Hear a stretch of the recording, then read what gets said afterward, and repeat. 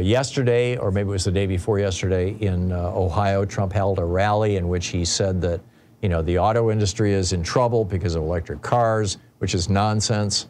Electric cars are doing just fine, thank you very much. They're between 5 and 7% of all cars sold in America now. I mean, they're doing really well. They're not doing quite as well as everybody thought they would a year or two, but there's always a little euphoria when a new product comes out, right? But they're doing great. And then he said, if I'm not elected, there will be a bloodbath in this country.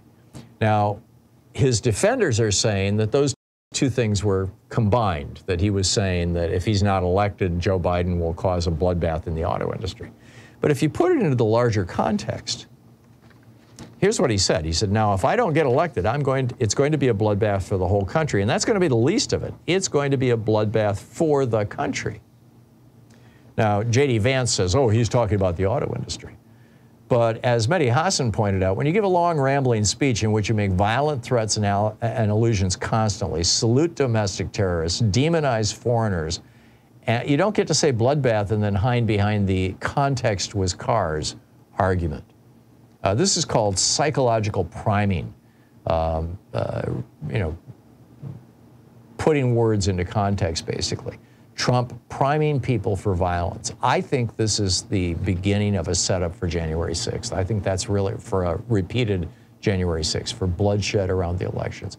And possibly even bloodshed on the day of the elections, so that they can claim, so that, several of these swing states that are controlled by Republicans can claim that there were election irregularities, and therefore they're not going to send in any electoral college votes, which will throw the election into the House, which means that Donald Trump will get elected even if he loses by 10 million votes.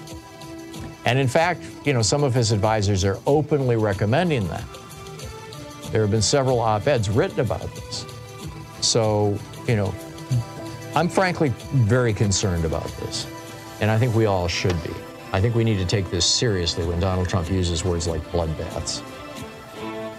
You're listening to the Thom Hartmann Program. Call 202-808-9925. Is America getting acclimated to Trump's violence? I'll tell you about that, and I'll pick up your calls on the other side of this break. Stay with us.